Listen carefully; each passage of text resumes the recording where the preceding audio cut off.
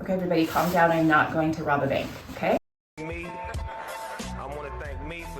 This year, I'm doing 52 things on my selfish list, things that are only for me, 100% for my benefit, where I am the only one I have to take care of while I'm doing it. This is number 2 on my list. I'm actually walking the Camino. So I'm going to show you what I'm bringing. How many times have you seen the inside of someone's closet? That's a lot of trust. I feel like I have a lot of trust in you.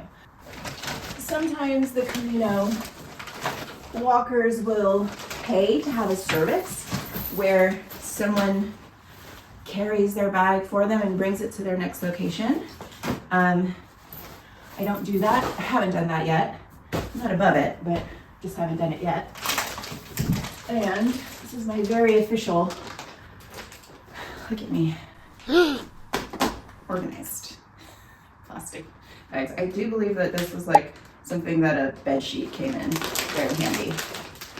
Anyway, like I said, this is really like a spirit of trust today.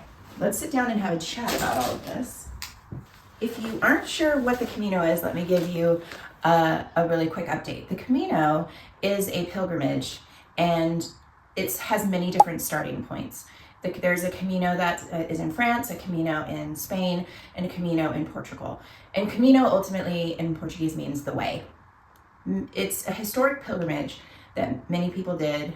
The historic nature was a religious one because people believe that James, the apostle, was buried in Santiago de Compostela, and it's a church was built there where they believe James was buried.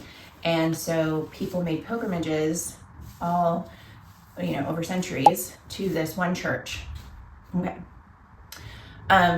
There's a path from Lisbon all the way up to Santiago, which is in Spain. And I have been walking it with my sister.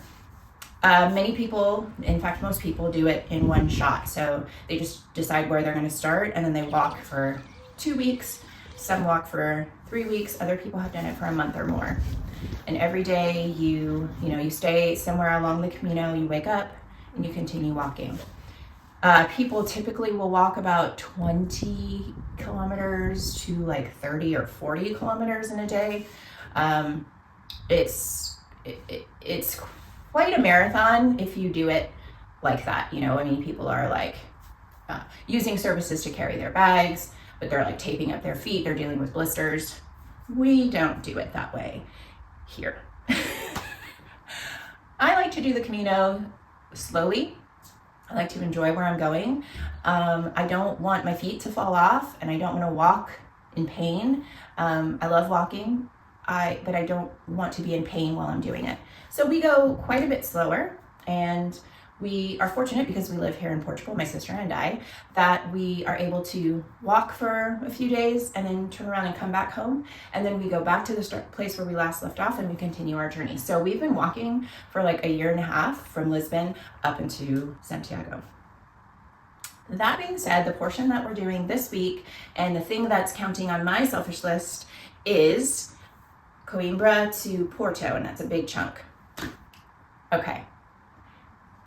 However, we got a lot of research and reports that say this leg of the Camino is pretty brutal in the sense that it's all like on a highway.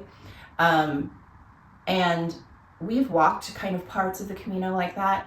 And I have to say that those are, some of them are borderline dangerous because there aren't shoulders on the road. And so you have a lot of trucks because it's a main route. Sometimes that the Camino is on, and then the last time we did it, there was no shoulder and we were like walking in like knee-high grass to like jump off the road when a truck came, and they were coming pretty quick. So when I heard this, I was like, can we find an alternate route, which maybe means we have to leave the actual Camino path and take a different route, going the same way but a different kind of parallel route? Is there anything like that? And there was. We were able to piece together a portion of it. I want you to know that no matter what it is, whether or not if you're walking the Camino or you're just doing your own life, I think here in this safe place, we are going to, like, our motto is, like, do what feels good for you. If that means you don't walk at the same pace, if that means you walk a detour in the path, Like, there's no, sometimes people live with like a referee and a rule book and, you know, and someone going, you're going off the path. Like, that's not allowed. And here in our safe space, I like to push back on those kinds of things and be like, who tells me that's not allowed, you know? Because I actually get to design the way that I want to do it. So I'm gonna do it the way that feels good to me. I bring that thought into my everyday life, and I bring that into the Camino. So if that's you, if you feel like you're someone who likes to live like life a little bit differently than maybe what other people are doing, that's no shade to them. There is a way to do things, and we can say like, that's not our way. We like to do it a different way.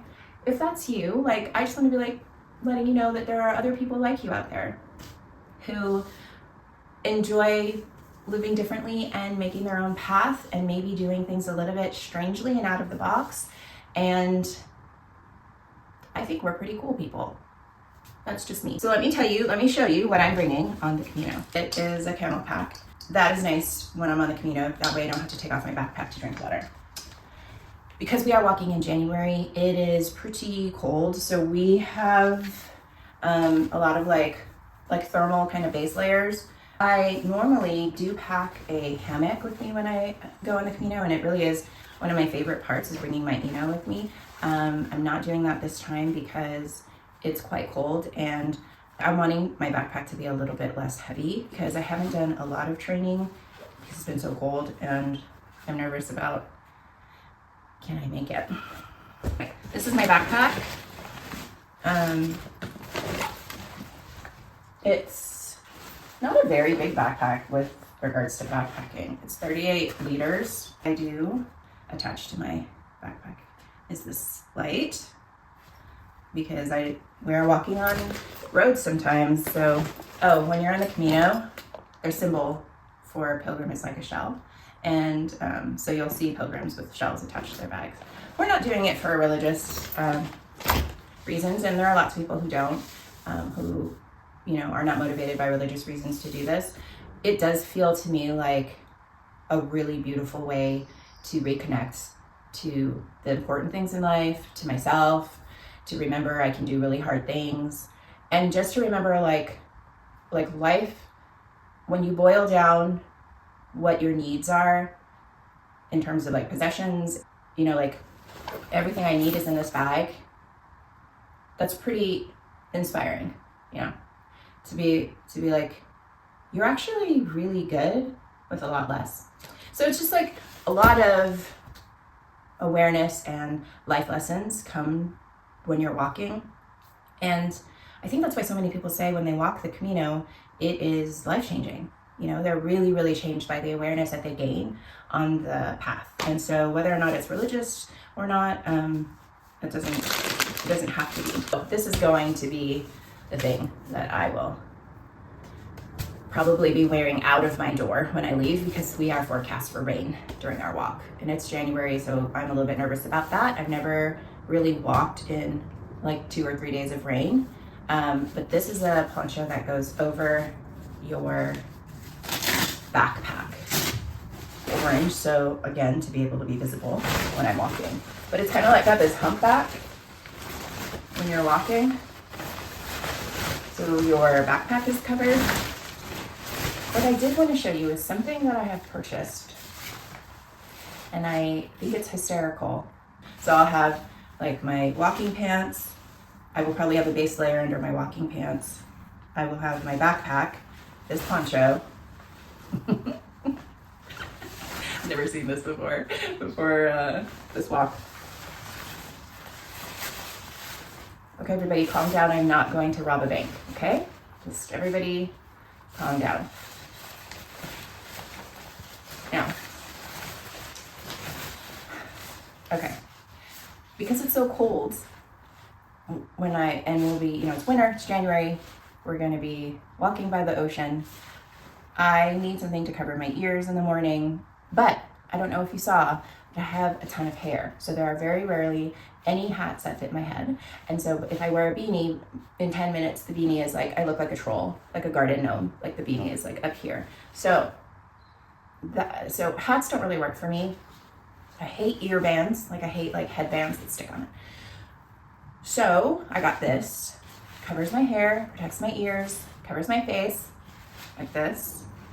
I can throw it on over my hair without my, whether or not my hair is down, or I can throw it over my hair when it's up. And that is a huge feat because, again, I have a lot of hair, and so my buns are very, very tall, and it can fit. I might look like an idiot and a bank robber. This is how you will see me walking the Camino. What do you think? What do you think, guys? Oh, here's another thing that's really important. Pet corrector. There are lots of country dogs. What I mean by that is they kind of like are unleashed, walking around their streets, not used to seeing people walking around.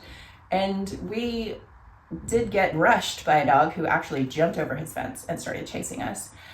So this is a pet corrector. It doesn't shoot anything, but it makes kind of a really loud hissing sound.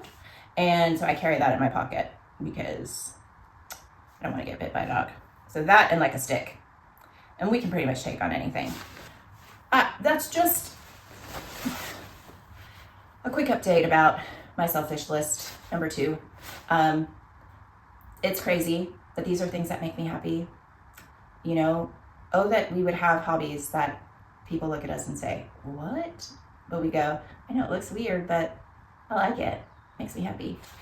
That's the point of the selfish list, guys. It doesn't have to make sense to anybody else. That's okay. If you're interested in doing the Camino, let me know because I will be happy to talk about it with you.